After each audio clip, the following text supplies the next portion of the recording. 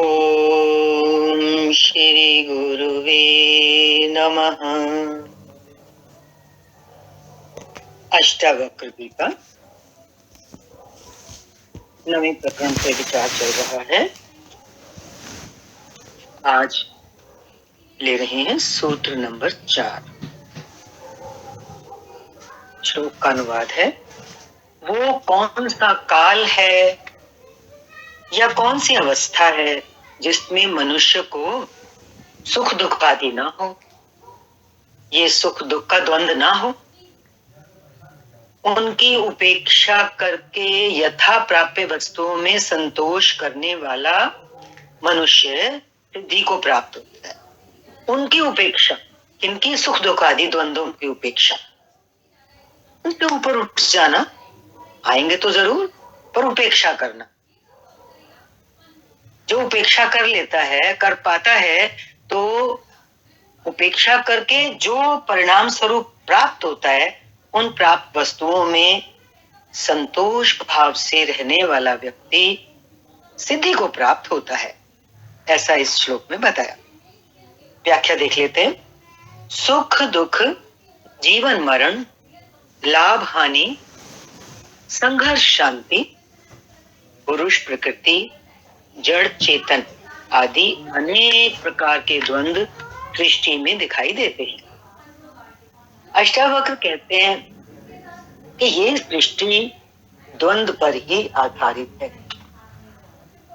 ये विपरीत ध्रुवों के सहयोग से ही चलती है। विपरीत ध्रुव, दो विपरीत चीजें,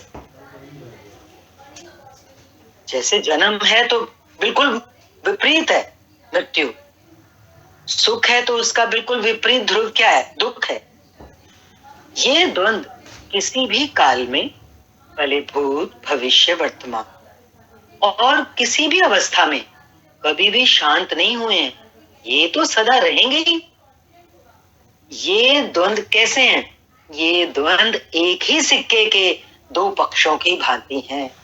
एक है तो दूसरा रहेगा ही रहेगा। या तो दोनों रहेंगे या दोनों हटेंगे।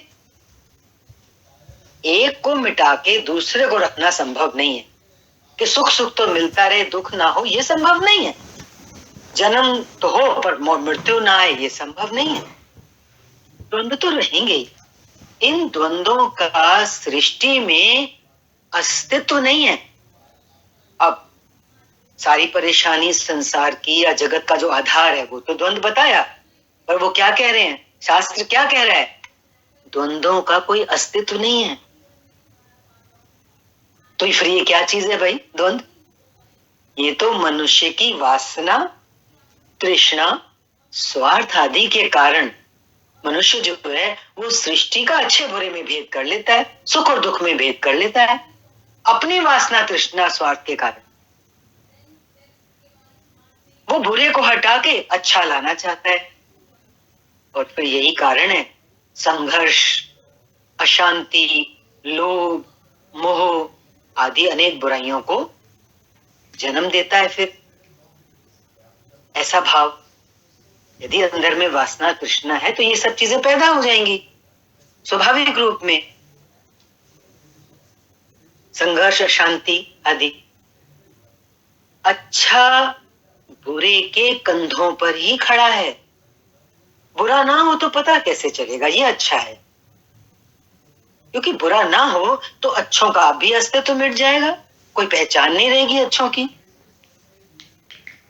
जैसे मरीजों के कारण ही डॉक्टरों का अस्तित्व है। मरीज ना हो तो कौन पहचानेगा डॉक्टरों को? चोरों डाकुओं के कारण पुलिस एवं न्यायालय है। चोर डाकू ना हो तो पुलिस और न्यायालय की आवश्यकता ही नहीं बचती। पापियों के आधार पर ही हम विभूतियों को संत, महात्मा ये सब कहते हैं, और मृत्यु पर ही जीवन टिका है। नैतिक आदमी दोनों में भेद करके चलता है। एक किसको अच्छा मानता है, एक को बुरा मानता है, और जब बुरा देखता है तो कहता है बुरे को हटाकर मैं अच्छा लाना चाहता हूं। किंतु सृष्टि में तो दोनों संयुक्त हैं, मिले हुए हैं। जैसे बोला ना, एक ही सिक्के के दो पहलू हैं, इनको हटाया ही नहीं जा सकता। इसलिए अध्यात्म में, ज्ञान के इस रास्ते में दोनों को ईश्वरीय मानकर, कौन दोनों? ये द्वंद्व, सुख दुख, जन्म मृत्यु, पाप पुण्य, इनको ईश्वर की देन मान करके इन्हें स्वीकार करने की बात कहता है। अध्यात्म हमें ये सिखाता है कि इन्हें स्वीकार करो, कि ये भेद क्या स्वीकार करना है, किस समझ के साथ हम स्वीकार कर पाएंगे कि ये जो भेद हमें दिखाई देते हैं ये मनुष्य के मन के कारण दिखाई देते हैं। यदि कोई मन के पार हो जाता है तो उसके लिए कोई भेद नहीं बचता, सभी भेद समाप्त होकर एकत्व का अनुभव होने लगता है। एकत्व, एक आत्मा, एक परमात्मा, एक ज्योत, जिसकी स्थिति, जिसका प्रवेश उसमें हो जाता है वो मन के पार हो जाता है। जो मन के पार हो गया उसके लिए भेद नहीं बचता। और यही तो ज्ञान है। समझ ले ज्ञान क्या है। ज्ञान को एक बड़े एब्स्ट्रैक्ट से वे में कभी कभी मन में लगता है ज्ञान, ज्ञान क्या चीज है, ज्ञान लें, समझते चले। शास्त्र बहुत सहायता कर रहा है। जब तक भेद दिखाई दे तब तक अज्ञान है। इसलिए अष्टावक्र कहते हैं कि इनकी उपेक्षा करो, इनकी उपेक्षा कर, यथा प्राप्य जो मिले उसमें संतोष करने वाला ही आत्म सिद्धि को प्राप्त होता है, उसी को आत्म ज्ञान होता है। सृष्टि में भेद दृष्टि रखने वाले ज्ञान के अधिकारी नहीं है। बुद्ध ने भी, महात्मा बुद्ध ने भी उपेक्षा शब्द का ही उपयोग किया है। तंत्र भी कहता है, क्या कहता है तंत्र? सब कुछ ईश्वरीय समझकर कि भगवान से बना है, भगवान से आया है, स्वीकार कर लेना है। और भक्त क्या कहता है?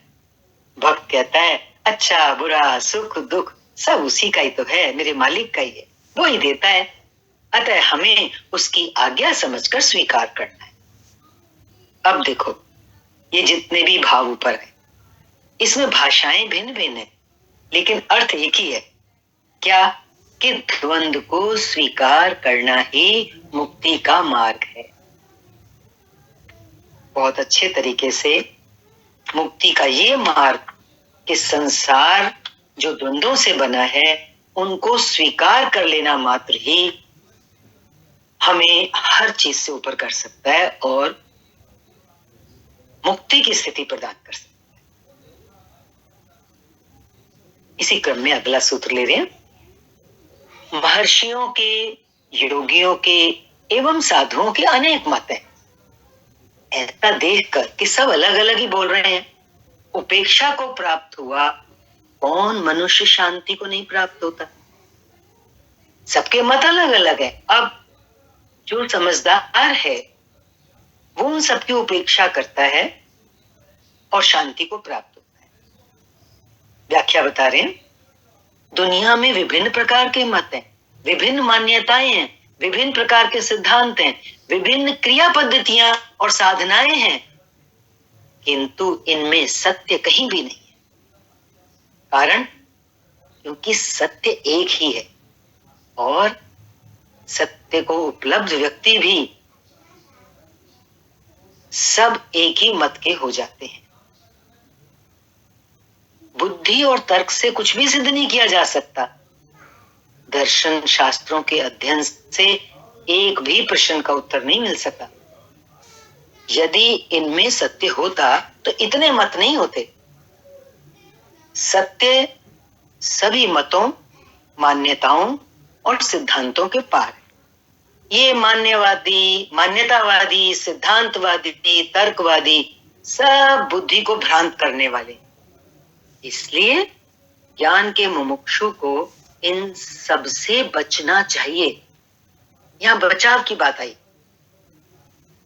अष्टावक्र ने पूर्व के सूत्र में द्वंद्वों की उपेक्षा की बात कही, अभी चला ना ऊपर के सूत्र में, तथा इस सूत्र में वो क्या बता रहे हैं? वो कह रहे हैं कि शास्त्रों और विभिन्न मतों की भी उपेक्षा करनी जरूरी है।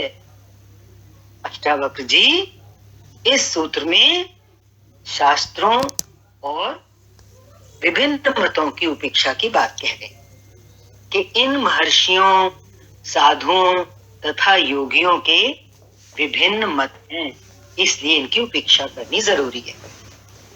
क्योंकि विभिन्नताओं में पड़ जाएंगे तो कंफ्यूजन होगा। तो रास्ता क्या है? इसलिए ज्ञान प्राप्ति की इच्छा रखने वाले को इन सब की उपेक्षा करनी चाहिए, तभी शांति संभव है। लक्ष्य क्या है जीवन का? शांति। तो इस तरह से मनुष्य शांति को उपलब्ध हो सकता है।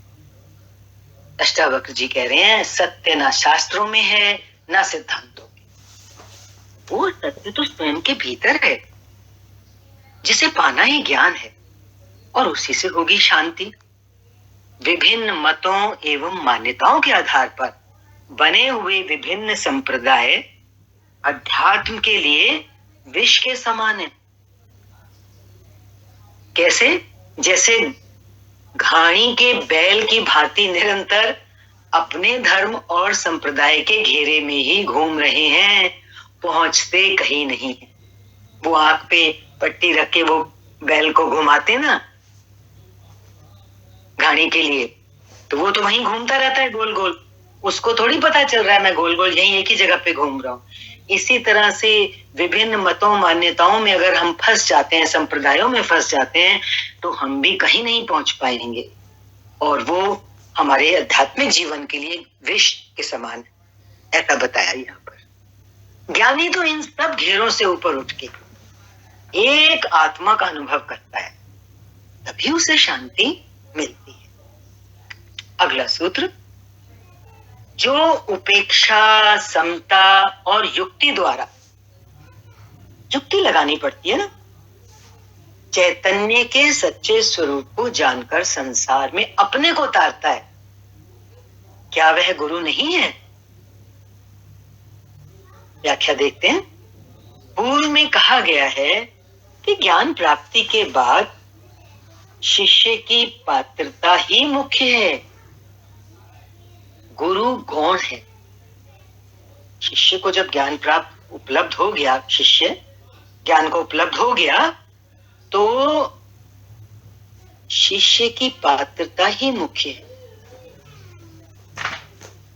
ज्ञान प्राप्ति के लिए, ज्ञान प्राप्ति के बाद नहीं, यहाँ पे बता रहे हैं कि ज्ञान प्राप्ति के लिए शिष्य की पात्रता ही मुख्य है। जैसा कि हमने राजा जनक और अष्टावक्र जी के बीच में क्या देखा था कि राजा जनक की पात्रता पूरी तरह तैयार थी, वो पूर्ण पात्र थे। तो जब पात्रता पूरी तरह तैयार थी, तभी तो गुरु ने कुछ सेकंड्स में ही उनके अंदर सत्य को उंडेल दिया था। तो मुख्य क्या चीज हुई? गुरु के पास ज्ञान तो हमेशा है, हर किसी के लिए है, लेकिन राजा जनक ही क्यों उसका पान कर पाए? तो राजा जो शिष्य है, वो बता रहे हैं, शास्त्र बता रहा है इस सूत्र में कि शिष्य की पात्रता मुख्य है, गुरु गौण है। तो यहाँ क्या कह रहे हैं इस सूत्र में कि गुरु अप्रधान है, गुरु प्रधान नहीं है।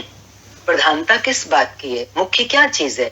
शिष्य की तैयारी, शिष्य की पात्रता।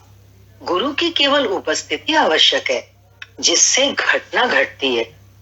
गुरु कुछ करता नहीं, गुरु ज्ञान नहीं दे सकता है, ना मुक्ति दे सकता है, अपितु शिष्य की पात्रता ही इसका कारण होती है। शिष्य की तैयारी, शिष्य का शुद्धिकरण। किंतु गुरु की उपस्थिति के बिना यदि घटना घटती है तो वह उससे संभल नहीं सकता।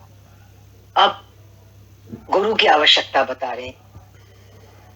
ये शिष्य तो तैयार है, लेकिन अगर उसके जीवन में घटना घटती है तो वो स्वयं अपने आप को नहीं संभाल सकता शिष्य। इसलिए गुरु की उपस्थिति की यहाँ पे आवश्यकता बता।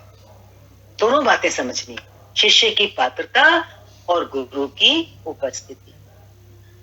जब घटना घटती है शिष्य के जीवन में, तो उस स्थिति में गुरु ही संभालता है, किंतु आत्मज्ञान हो जाने पर वो शिष्य स्वयं गुरु हो जाता है। वास्तविक गुरु तो भीतर बैठा आत्मा ही है, अन्य कोई नहीं। उस भीतर वाली आत्मा जो वास्तविक गुरु है, उसी गुरु को प्रकट करने में बाहरी गुरु सहायक मात्र होता है, जस्ट हेल्प बाहर के गुरु की। इसलिए ये बाह्य गुरु, बाहर का जो गुरु है, ये निमित्त मात्र होता है और आत्मज्ञान के पहले ही उसकी आवश्यकता होती है। जब तक आत्मज्ञान नहीं हुआ तभी तो गुरु की आवश्यकता है। उसके बाद तो वो जो शिष्य है वो भी गुरु हो गया। बाद में स्वयं का भीतरी गुरु प्रकट हो जाने पर इस बाह्य गुरु का भी त्याग कर देना चाहिए। जैसे अन्य विधि विधान, शास्त्र, धर्म, संप्रदाय, जाति आदि का त्याग किया जाता है, यहाँ तक कि मूर्ति पूजा, कर्म कांड, साकार उपासना आदि का एवं ईश्वर का भी त्याग कर देना चाहिए, वरना ये सब भी बंधन बन जाते हैं। जैसे रामाकृष्ण ने काली का त्याग किया था, बहुत जुड़े हुए थे रामाकृष्ण काली से, तो गुरु ने कैसे उनका शीश कटवाया काल्पनिक तलवार से। शंकराचार्य जी इसीलिए ईश्वर को भी माया कहकर त्याग करने की बात कहते हैं, और बुद्ध ने तो आत्मा के भी त्याग की बात कही। इसी प्रकार स्वयं का गुरु प्राप्त होने पर, स्वयं का गुरु मीन्स जो भीतर हमारे गुरु है वो प्राप्त हो जाए, तो फिर बाह्य गुरु का भी त्याग आवश्यक हो जाता है। वरना जो गुरु मुक्त कराता है ना, वही गुरु फिर बाद में बंधन भी बन सकता है, बन जाता है। सारांश क्या निकला? आत्मा ही हमारा सच्चा गुरु है, हमारा भीतर का गुरु। वहां तक हमें पहुंचना है गुरु की सहायता से। बुद्ध इसीलिए कहते हैं, गुरु का एक वचन बहुत महत्वपूर्ण है। बोले थे वो, उनके शिष्यों ने पूछा हमें एक सूत्र में ज्ञान दीजिए, तो महात्मा बुद्ध ने बोला था, अपा दीपो भवा, अपना प्रकाश, अपना दीपक स्वयं बन। दूसरे के दीपक से काम नहीं चलेगा। अष्टावक्र कहते हैं कि जो किसी भी विधि से, चाहे वह उपेक्षा की हो, अभी बहुत सारी विधियां पीछे आई, या समता की हो, चाहे इन संसारी द्वंद्वों की उपेक्षा कर दी जाए अथवा इनको समान मान लिया जाए। कृष्ण ने समता की बात कही, गीता में आया, सुख दुखे समे कृत्वा लाभा लाभो जया जय। सुख दुख लाभ हानि और जय पराजय को समान मानकर अथवा किसी अन्य युक्ति से जिसने अपने चैतन्य स्वरूप को जान लिया है, वही अपने को संसार से ताड़ लेता है, और ऐसा ज्ञानी स्वयं ही गुरु है। फिर उसे अन्य गुरु की आवश्यकता नहीं। जैसे किनारे लगने पर नाव का त्याग कर दिया जाता है, इसका ये अर्थ कदापि नहीं है कि आत्मज्ञान होने के पहले भी गुरु नहीं होना चाहिए। ध्यान दें हम, किंतु वो गुरु भी आत्मज्ञानी ही हो सकता है। हमारे को आत्मज्ञान होने से पहले हमें कौन सा गुरु चाहिए? आत्मज्ञानी गुरु चाहिए। अन्य कोई ना गुरु हो सकता है, ना दूसरे को मार्ग दिखा सकता है। अज्ञानी उपगुरु तो हो सकता है,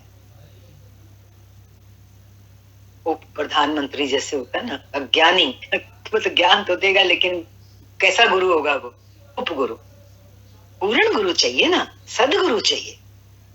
अज्ञानी के लिए बता रहे हैं, अज्ञानी उपगुरु तो हो सकता है, शिक्षक भी हो सकता है, किंतु वह गुरु नहीं कहला सकता। अगला सूत्र ले रहे हैं, जब भूत विकारों से समझ लीजिए, याद रखना है हमेशा, देह इंद्रियां आदि जड़ संसार, जब भूत विकारों को यानी कि देह इंद्रिय आदि को तू यथार्थतः ठीक जैसा है वैसा भूत मात्र देखेगा। भूत मीन्स 5 भूत से बनी है सृष्टि, शरीर। जब ऐसा देखेगा जड़वत, उसी क्षण बंध से मुक्त होकर अपने स्वरूप में स्थित हो जाएगा।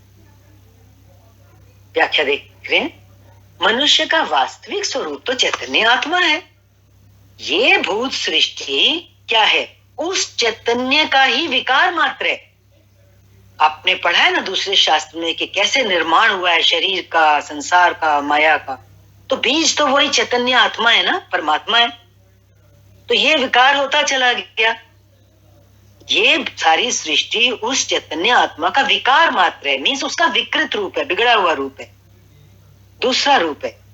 मनुष्य की जैसी दृष्टि होती है वैसी ही ये सृष्टि दिखाई देती है। जब ज्ञान नहीं होता है तो ये सत्य और आकर्षक प्रतीत होती है। क्या चीज आकर्षक प्रतीत होती है? ये जो सृष्टि है, जो एक विकार है चैतन्य का, इसी में सारा लोभ, आकर्षण, जीवन प्रतीत होता है, क्योंकि ज्ञान नहीं है। इसका कारण फिर क्या है? पूरा का पूरा हमें ये सत्य दिखाई पड़ रहा है, संसार, ये सृष्टि, और इसमें इतना आकर्षण दिखाई दे रहा है। कारण है हमारी इच्छाएं, वासनाएं, हमारे हित, क्योंकि इससे जुड़े हुए हैं। इसलिए इसका यही स्वरूप हमें दिखाई, इसका सही स्वरूप हमें दिखाई नहीं देता। जो दिखना चाहिए वो नहीं दिखाई देता। हम उसकी उपयोगिता को दृष्टि में रखकर देखते हैं। कहते हैं ना, जैसी दृष्टि वैसी सृष्टि। अगर हमारी दृष्टि संसार के प्रति उपयोगिता की है, अरे ये तो बहुत उपयोगी है संसार, इसमें तो ये भी चीज उपयोगी है, वो भी चीज उपयोगी है, तो फिर हमारी इच्छाएं, वासनाएं उसके लिए बढ़ती हैं। तो क्या कहा उन्होंने? हम उसकी उपयोगिता को दृष्टि में रखकर देखते हैं संसार की चीजों की। जो हमारे लिए उपयोगी है, हमारी इच्छाओं और वासनाओं को पूरा करती है, जिससे हमारा हित होता है, उसे हम श्रेष्ठ समझते हैं, और दूसरों को व्यर्थ। तो संसार में जो चीजें हमें दिखाई दे रही हैं वो हमारी इच्छाएं, वासनाओं को पूरा कर रही हैं, हमारे हित को पूरा कर रही हैं, तो हम इसको श्रेष्ठ समझ रहे हैं। और दूसरे को व्यर्थ। यहां दूसरा क्या है? जिससे ये बना है, चैतन्य से ये संसार बनता है, तो वो तो हमारे लिए व्यर्थ हो गया, क्योंकि उससे हमारी कोई इच्छा वासना तो पूरी हो नहीं रही। इसलिए हमारी स्त्री, हमारे बच्चे, हमारा घर, हमारा खेत आदि के साथ हमारे स्वार्थ और वासनाएं, कामनाएं, अपेक्षाएं जुड़ी होने से हमें जितने अच्छे लगते हैं उतने दूसरे नहीं, किंतु ये उनका स्वरूप नहीं है। ये तो उन पर हमारे मन का ही प्रक्षेपण है, हमारा एक प्रोजेक्शन है, हमारी एक सोच है। हमने ऐसा सोचा तो वो हमें वैसा दिखता है। हमने हितकारी सोचा, हमने लाभकारी सोचा, तो हमें वो हितकारी लगने लगा, संसार आकर्षक लगने लगा। हमारा प्रक्षेपण, हमारे मन का प्रक्षेपण। अन्यथा व्यक्ति व्यक्ति में, वस्तु वस्तु में भेद नहीं है। अष्टावक्र कहते हैं कि संसार में ये समस्त भूत, जितने भी भूत प्राणी हैं चराचर जगत में, सृष्टि, इंद्रिय, देह आदि उस एकमात्र चैतन्य आत्मा का विकार है। इसे तू चैतन्य से भिन्न भूत मात्र देखेगा, जो दिख रहा है चर्म की आंखों से, उसी क्षण तू बंध से मुक्त होकर अपने स्वरूप में स्थित हो जाएगा। इसे तू चैतन्य से भिन्न देखेगा, क्योंकि अभी तो हम चैतन्य को भुला के देख रहे हैं। अब अगर दोनों चीजें हमें अलग दिखने लगे, चैतन्य भी और ये भूत सृष्टि भी, तो हम बंधन से उसी क्षण मुक्त हो सकते हैं और हम अपने स्वरूप में स्थित हो सकते हैं, क्योंकि रहना तो इसी संसार में है। दृष्टि बन जाएगी हमारी। क्या ये दो चीजें अलग अलग और है नहीं अलग, क्योंकि चैतन्य से ही तो सृष्टि, चैतन्य का विकार ही तो ये सृष्टि है।